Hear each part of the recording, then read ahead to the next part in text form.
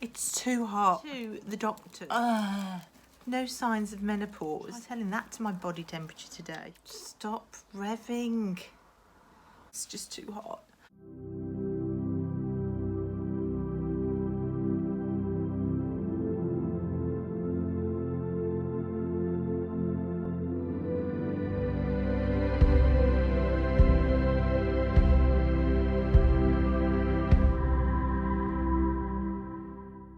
Hi lovelies, it's Candy here.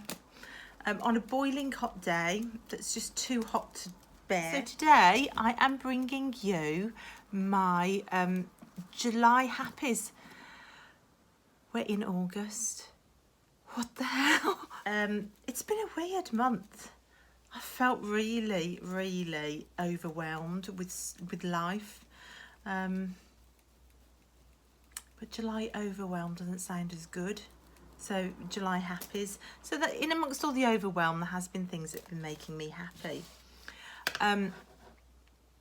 So I am going to split it into categories again. Things I've been consuming, things I've been making myself, things I've been connecting with, and experiences that I've been having. So first of all, I'm going to start with things that I have been consuming, and I'm going to start with another lipstick because I can't believe this. At 51, for the very first time I've discovered makeup. I've never ever worn it before. Little bits, but not a lot. Certainly not lipstick. And look at this bad boy. I've got a drawer full of lipsticks I've never used over the years. I hate to think how old this is. This is a Bourjois lipstick in Sweet Kiss. Sweet Kiss, number 56. And I really like it. I've done a few days now wearing bright red. The first time I put it on, I just thought to myself, are you having a laugh? And just kept rubbing it off. But then I put some on. I put it on one day and thought, no, keep it on. You've got to get used to it. Just see if you like it after a day. And I wasn't going anywhere. Nobody was going to see it. And by the end of the day, I'd kind of got used to seeing it on, and I really like it. So I started to play a little bit with makeup. So bright red Sweet Kiss lipstick this month has been making me happy. I've even clicked on a few makeup videos on YouTube. That's a whole hole to fall down, isn't it? Makeup videos. But yeah, I still can't get that idea of the foundation and the face contouring. I think for somebody at 51, nah, it's not for me. But yeah, red lipstick, I'm going with that at the minute. Also, this incredibly tacky fan that I got from Paris. It's very plastic.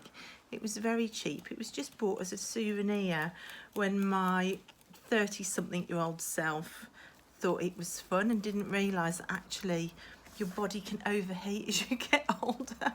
So I unearthed this, and now it comes out in my bag with me. Now I sit like the Queen if I get hot when I go out with my Paris fan. So this has been fantastic this month. Also, me and my middle daughter went out the house for the first trip since the beginning of March to get essentials. So we went out to buy crystals. Now I've got no crystals, and I am very aware that you've got to be careful about where you get your crystals from, and like I don't know, I would need to look into it more. But with virtually no crystals in the house, we just wanted to get a couple, and me and my daughter, we both bought one of these necklaces where you put a crystal inside it, and then you can change up the crystal. And I got this lovely turquoise, which I love. And I also got my very first citrine, which I absolutely love. I absolutely love it. It feels like it's lit from within, and I've never seen a crystal do that. I think this might be my favourite crystal that I own, so that's on my altar at the moment. last month I told you I was reading this. I finished this, the Sylvia Plath The Bell Jar. Oh, quite heavy going, but fantastically written. Sadder to read when you know the mental health history and the journey of Sylvia Plath herself. So a sad read, one that had me clutching my throat thinking please don't let the worst happen. But I'm really pleased I've read it. I've wanted to have it in my read pile for a long time and never got round to picking it up and finishing it. So that's been read. And leading on from that, because I enjoyed her writing so much, I picked up this one, which I've started reading, which is her a collection of her most famous poems.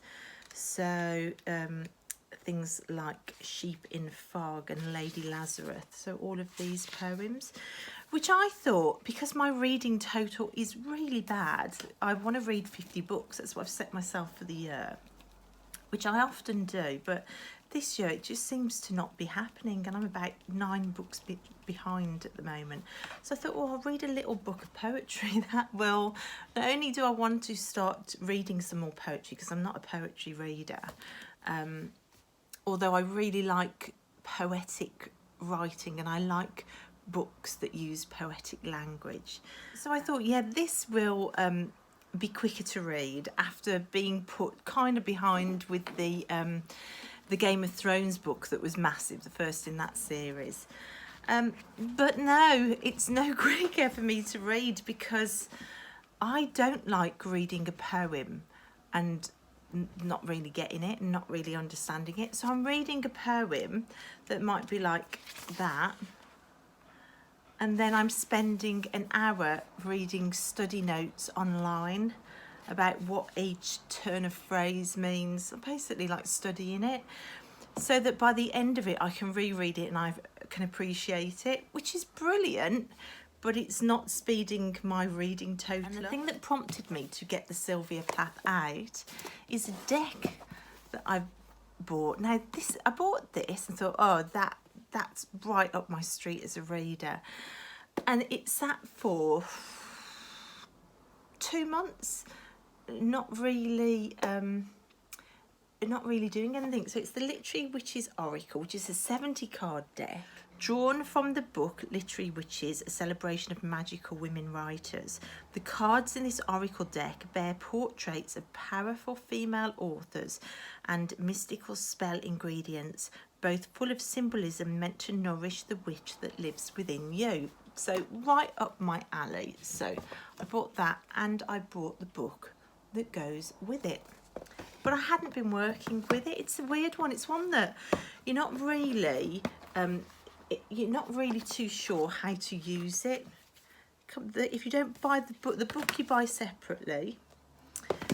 If you just get the deck, it comes with a little white book, which is good.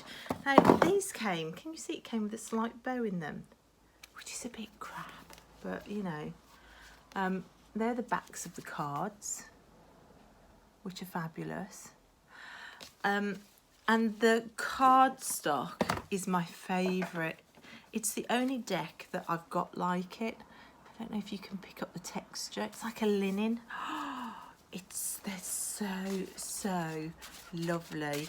They're lovely to shuffle. The feel of them is lovely. And in them you get 2 different types of cards. You get these cards, which are the, I think it called them the spell ingredients, which are linked to some of the women's work. But then you get another pile of cards like this with the author's images on. And they're really diverse from different cultures and different times. Most of them I've never heard of, but Sylvia Plath is in here, and I would really like to read some of these authors. I mean, they sound amazing. Difficult to get some of them. So there's Sylvia Plath's card. So the book's in full colour. Recommended read. And it just explains the card a little bit, what it means. I think I'm going to do a review of this deck. I only started working with it at the end of the last week of, I keep wanting to say June, but it's July, the last week of July. Where's this year gone? But I kept pulling this card over and over and over and over again. And I kept putting it back in the deck, reshuffling, and out it would fly again, which is the card of transformation with, I'm going to butcher this, Yumiko Ku Kohaashi. Oh, I'm so sorry, I butchered that. Her writing sounds incredible. If you do get this book, nothing's numbered or in alphabetical order. So every time you want to look up something, you have to do it with a flick. Why? Oh, I suppose I could use the content. Page 105. Japanese Surrealist from 1935 to 2005. There it is. And the book says, troubled by your dreams, you visit Yumiko for a psychic reading. She holds a crystal ball as you describe your visions. This, she says, picking up the ball and holding it high over her head, contains your subconscious. She smashes the crystal ball on the ground. You choke in the pungent fumes. When the air clears, Yumiko is gone. What remains? Glass shards and a black, sticky substance. The inky material shapes itself into 3 sexy cat women and 1 alien. They begin to caress one another. The deranged creatures walk towards you, paw you, turn you inky too. You come to at the psychic's table. The room is clean and the crystal ball intact. You notice your reflection across the room. You look just like Yumiko. Her small teeth smile back at you. Your black tail flicks with a pleasure that may or may not be your own.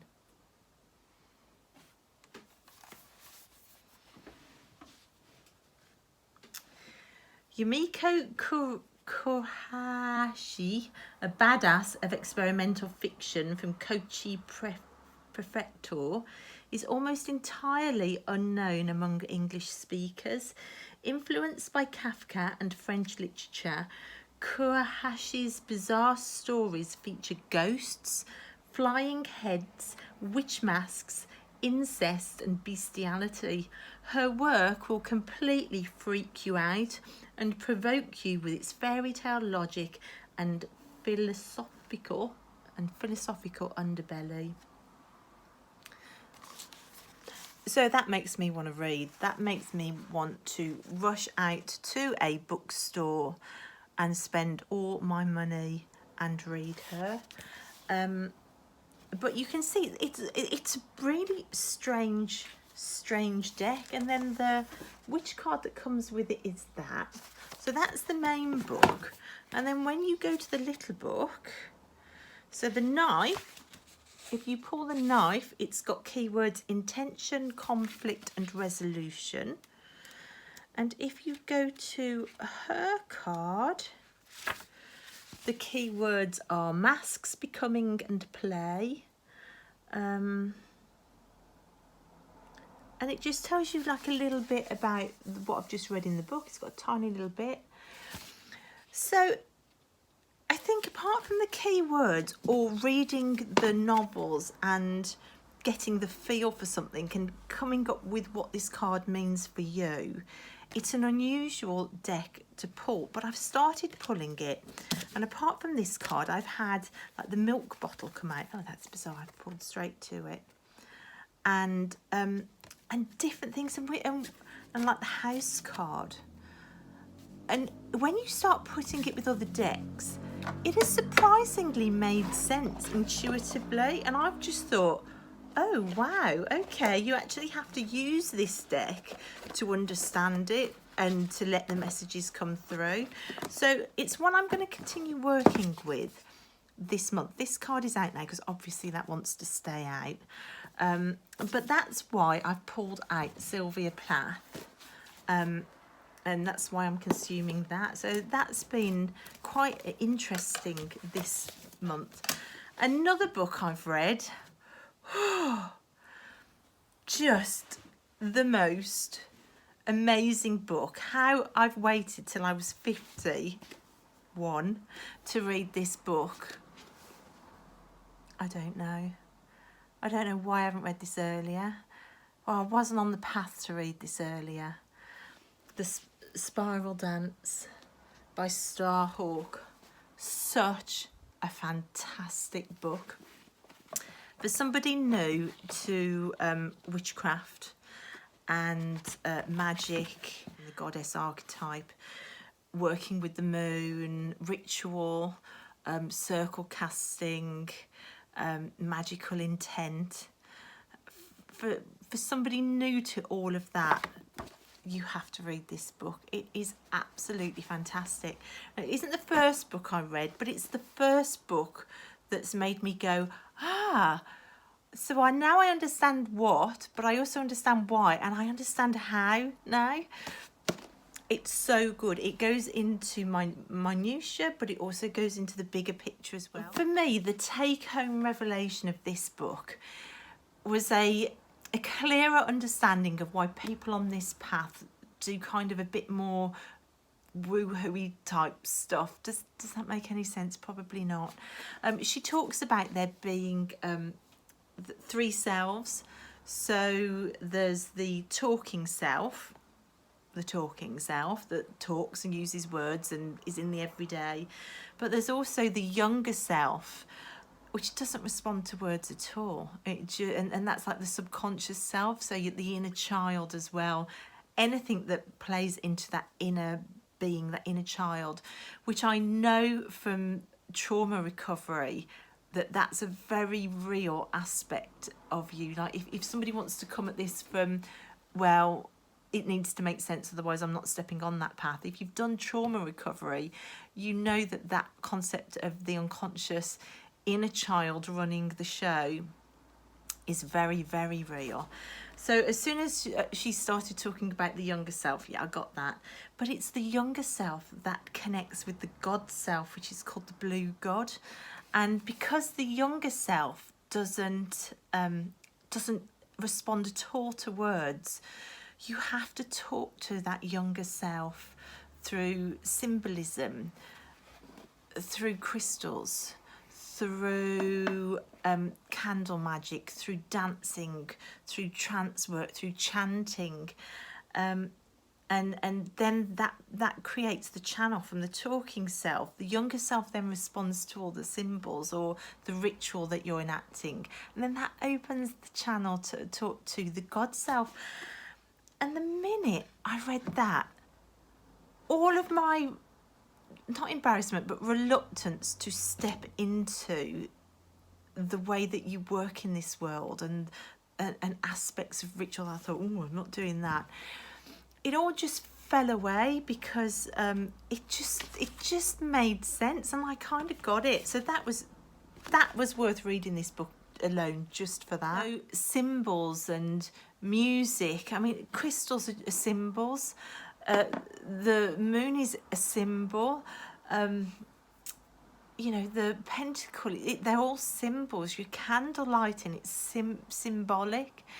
So music, symbols, chanting, sound, smell, art, poetry, it's all symbols, which opens up that link to the divine, which is beyond words. And it opened up a ton of doors in one realization. So just amazing.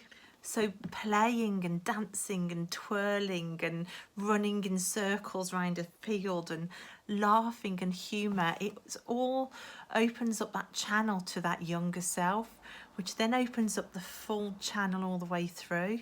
And it just makes you realise that you've spent a lot of time just stuck in the one mode, just in talking self mode. So I loved the book for that. Also brilliant for explaining the stages of ritual.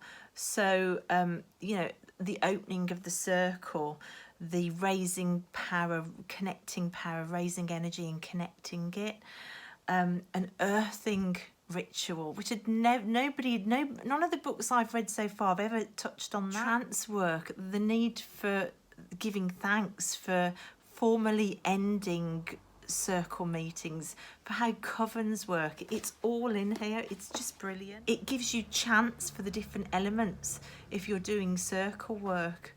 You know, knowledge that you're not born with, it's freely shared in this book. It talks very much that the power is within you, which I think is why a lot of women, especially women my age, are so pulled to this path, because we've spent a lifetime basically being told we have no power. For me, this spiritual path is very much about claiming power back, and she actually talks about that in the book. She talks about the fact that the power is generated from inside of you. So the contents are things like witchcraft as a goddess religion, the coven, creating sacred space, the goddess, the god, magical symbols, energy in the cone of power, trance, initiation, moon rituals, the wheel of the year, creating religion and moving forward. There's a table of correspondences as well. It was such a brilliant book. And then I have also been working through 78 Degrees of Wisdom, which I thought was a biography when I ordered it. I don't know why, but it is. Can you see my bookmark that my daughter made for me years and years ago, which I love? This is very much a card study book. I think that I would have bought this book just to get the info on the justice card. But there's so much info on each card, it's hard to retain it if you're just reading it as a straight through read through. So what I am going to do, I am going to keep it out for card study one at a time, but I am going to skip through to the end section of the book where there's things like type of readings and spreads and outcome, so the structure of readings, the different types of readings you can do. So it's more about actually like using the tarot cards rather than individual meaning by meaning. So this month I'm just going to skip to the end and read that, and then keep this out for reference as individual cards come up. But it's been really good, and I do highly recommend this for anybody like me, just wanting to know everything that there is to know. This is a great book. So those are the books I've been consuming. Decks, so I've already said about the Literary Witches Oracle. For tarot, which has featured a lot this month, is the Tarot of the She, with its little guidebook here. Now this deck I love. The cards just are really, again, really evocative with the imagery. They're really good and clear to read. It doesn't really have me reaching for the guidebook. I think the imagery is so amazingly clear that, you know, it just reads like a dream. What I do find with this deck is I often, the imagery kind of follows patterns. So what I mean by that, I might pull out one card and it will be mirrored with something in the actual imagery is mirrored throughout, and it's just the way it speaks to me. So I don't necessarily with this card go use straight meaning, the straight meanings that I would with a lot of other decks. This is really speaking through me through patterns of imagery, which I suppose would make sense because the spiral is a pattern and it features in every card, which I'd never really thought of before. But the imagery as well on this card, on these cards, it makes it very easy to read. I've got a child screaming outside the house and it isn't mine. So the imagery in this deck, it really makes for intuitive reading. Which I find that if I just relax into that, I've had some really very profound readings with this. This card in particular has got a very specific meaning for me, and it blew my socks in a reading this month, that card. So I've been looking for a deck to combine Tarot of the She with, because I am this month beginning to use clarification cards a lot more. I'm just being called to like asking for clarification on individual cards, and I haven't as yet got an oracle that I wanted to pair with it. I have just ordered, I can't remember the name of the deck, but there's a deck coming that I'm going to trial this month, pairing this Tarot the She with, so I'll get back to you on that one. But in the meantime, I've been pairing it with the Crow Tarot, which again, the imagery in this deck is I find really, really easy to read. It's the most fabulous deck. And I've just found that paired together, it has really worked for me. So it's a deck that I think, if you can, if you're wanting to pair a deck, two decks, and you've got these two, for me, I think it's the colours, it's the strength of the imagery, that it pulls absolutely no punches. And you can see it works, and it has worked, and it has clarified things to the point that I'm throwing cards down on the table going, no way. So it's been one of those moments with these two decks. So I've loved doing that, and I would say that my reading style is shifting to using multiple decks for clarifications and feeling when those decks work well together. So the Crow Tarot and the Tarot of the She has been important this month for me. The very, very beautiful Nicoletta Ciccoli Tarot with these backs, which I love. I love the artist anyway. But as a tarot deck,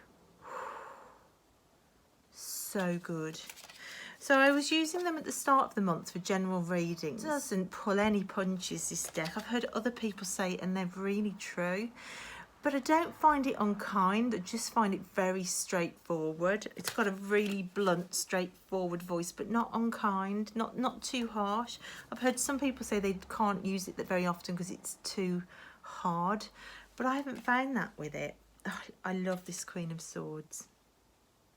You see there's a lot of food and cakes and the sweeties and lollipops and stuff in there, which I didn't use it for that reason, but I have started using this card for self-care work. And by self-care work, I mean looking after myself physically again. At the end of last month, I think I finally thought, oh my God, enough is enough. I am taking responsibility now for the fact that I've gone on, not like a 2-month lack of self-care. We're talking like over 3 years now, nearly 3 and a bit years of just basically giving up, stopping exercising, overeating, all as a response to trauma. I don't cope very well with people being cruel. I really don't. But that's the cause. It's me that's kept it going. And you know, unless I take back the reins in this, then I haven't really taken back my power. But it's hard. We all know that when you're in a pattern of weight gain and not eating right and you've stopped exercising, it's a vicious cycle. And it's not helped at all by the fact that I have a problem with my foot. Both of my feet. I've got tendon issues, which all started from a car accident that I had, and it's developed. It went from torn tendons to my Achilles packing up, and then after 2 years of physio with that, I thought I was all out of the woods with it. And then I got I can never remember the name of it. I'll put the name in, but it's like a problem with the arch of your foot and all the tendons along the bottom of your foot, and it's literally making me unable to walk. So that's really not helping, and I'm beginning to feel like a doddery old woman, going from a very strong, very fit runner. In 3 years, I feel like I've aged about 25 years, and this deck is helping me talk me out of it. It's giving me advice, and now I'm just going, okay, what do I do about this? What am I going to do? And I pull a card. So in my tarot journal this month, I've started a self-care section, and I'm going to double down on that this month, because enough is enough, and I'm fed up with feeling crappy, and the only things that fit me are my bloody wellies and my duvet. So yeah, I'm doubling down on that this month, and the Nicoletta Ciccoli's really been helping. And another thing I've been connecting with is this. And if you're thinking, what the hell? This is what I've been doing my foot exercises on, and I wasn't doing it. The doctor told me 10 months ago what I'd got to do, and I've just not been doing it. That's how out of sync with myself I've been. I've got a way out, and I've not been taking it. So the rolling pin is out for my feet daily, and my exercise shoes, which look like this, because I used to run half marathons, and if I get a new pair of runners, literally within 4 weeks, I put the toes out, because I run with my toes in the air. So my runners always have holes in the toes, but these haven't been out the cupboard for years. I mean, they used to literally be always on my feet. So the runners are out, and all of my weights are out now as well. And I am starting to get my act back together, because I don't want to feel shitty anymore. So there's exercise things being consumed. I just started at the end of the month, so it's all very new, and it's all very horrible when you're just starting and you haven't done any improving, and you just are facing up to how much work you've got to do. It's all very horrible, but if I don't go through this horrible phase, which is going to take months and months and months, then I'm not going to get there, am I? And then lastly, out of the tarot card and decks, is this deck, the Inner Child cards. And if anybody's been watching over the last month, you will have seen me using these cards for my daily gratitude tarot challenge that I did with Jen over at Science to Soul Tarot with Jen. It's just been wonderful, and it's made this deck so very precious to me. And this is one of the cards. Every card that I see that I drew, I go, oh, this was the card that I drew the day after I finished doing videos, and I've really missed doing those videos. I miss them, isn't that weird? But yeah, this deck is staying out. I love this deck. So that's another really important deck that I've been using. So there's quite a few decks there actually, isn't there? I had loads of new ones come because I had a splurge, and I don't care because I love it. Loads of unboxings coming.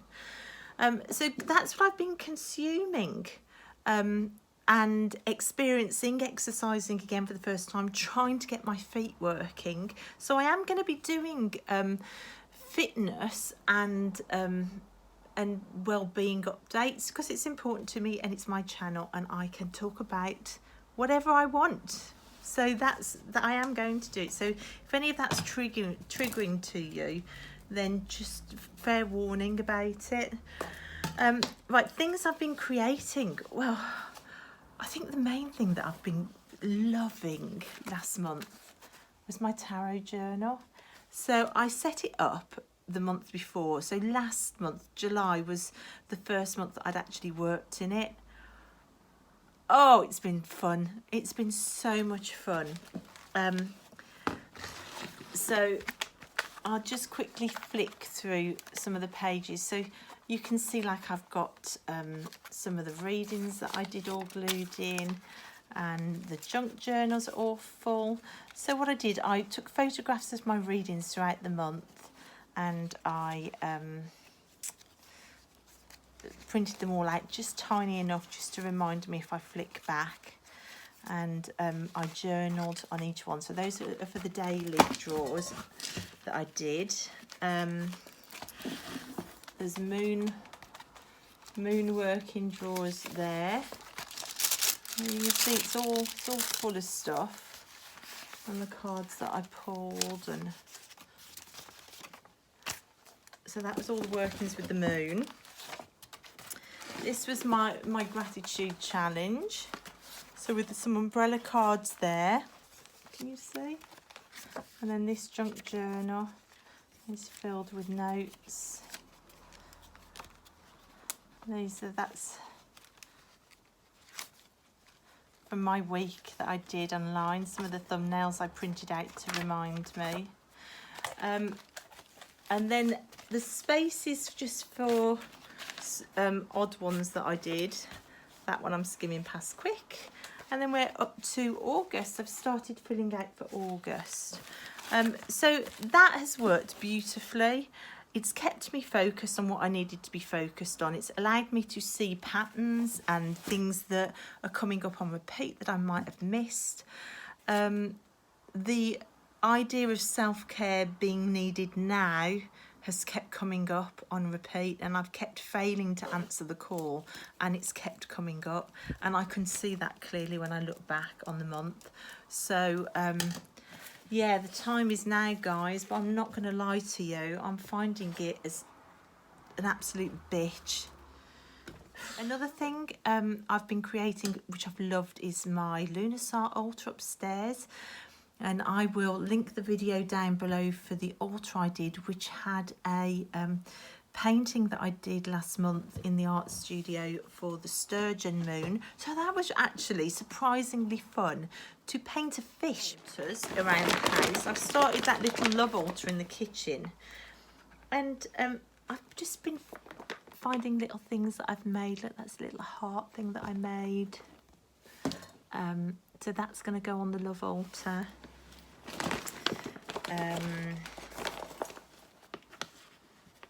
Find a little angel to sit on there. My little rabbit pot with the two happy little bunnies. That's going on there. I should put incense sticks in to burn. What else have I found? Oh, I've got a load of fairy toys. So I'm going delving in my bag of bits here, because I have decided that if I ever get in another relationship ever again, that I've had enough of being treated badly. So the next relationship the next relationship I have, I'd quite like somebody to put me on the throne and treat me like the little princess that I want to be treated as. Well, not a little princess, but to accept the magical shit that comes with it, and to build a throne for me and not to try and put me down. So that's going on the love altar too. So the little bits and pieces that I found for my love altar. Oh, Gordon Bennett, do you think that's an omen? And experiences, I think just getting out the house again.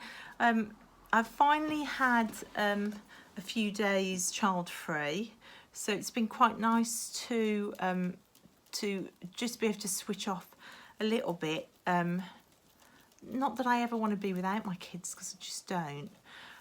So I say it's been nice, but it's been tough as well, and it's made me realise that I am quite agoraphobic. So I've been trying to get out with the dogs, walking every day and braving the outside world again. So I think we've all found, haven't we, that whatever mental illness biases we had, even hints of, 2020 and the coronavirus and lockdown has heightened a lot of them. And for me, my agoraphobia and that feeling of being unsafe is like 100 times worse. So for me, just the act of getting out the house and shutting the front door behind me and stepping out, it's been huge to do. So I'm trying to do that more and more. I think just walking in the woods has been fantastic. And the overwhelm has come from the garden, to be honest. We're in the middle of harvest season, we're in Lunasar, and there's so much abundance out there. I think it's freaking me out. Plus the dog has smashed through all the fences I built. So I've got a smashed fence halfway up and a smashed fence at the front, and the fence at the back is now smashed as well. So there's just so much work out there all the time. I'm on my third time in places of rebuilding fences with the dog. I think the problem is, I think we have a fox that comes through at night and he goes mental, and he'll like charge through a brick wall, and I just can't seem to build anything strong enough or high enough to stop him. And the wood that I did put up that was stopping him, he ate through it. So I have had a couple of bad weeks out in the garden where I've not wanted to touch it, and because there's so much to do out there with harvest time, I felt like I've worked really hard for nothing because I can't face it at the moment. So I am going to have to give myself a kick up the arse to get back out there. But my garden, which is normally such a source of joy, has led me into overwhelm a little bit this week. So I am, or the tail end of last month. So I think working on overwhelm this coming month is something that I really, really need to connect with, which is why when I built the Lunasar altar, I really tried to come at that idea of harvest as a point of also needing time to rest. And the stories about the Celtic sun god Lu, his stepmother dying of exhaustion. When I read that, it really touched me because it was where I was at. I was exhausted. I was trying to keep the harvest going in the garden, but I'd fallen into complete overwhelm, and every time I turned around, the dog had created another like 2-week job to sort. And I'm trying to do it all with zero budget and on my own, so it sometimes feels hard going, but I think it's because I'm losing sight of what I've done out there. I'm focusing on what I've still got to do, and I've lost sight of what's already been done. So yeah, that's something to work on for the coming month. So connecting with rest, I think, is something that I need to do because I've just been connecting too much with overwhelm. Yeah, so that's it for the July happies. It's been a busy old month, too much really. Next month I want to see some movement on feeling better about myself and my well-being physically. I want to try and be consistent with that because I find consistency has been a slippy beast for 3 years, and yeah, I want to do lots more magical shit. I want to laugh more, I want to play more, I want to get out the house more.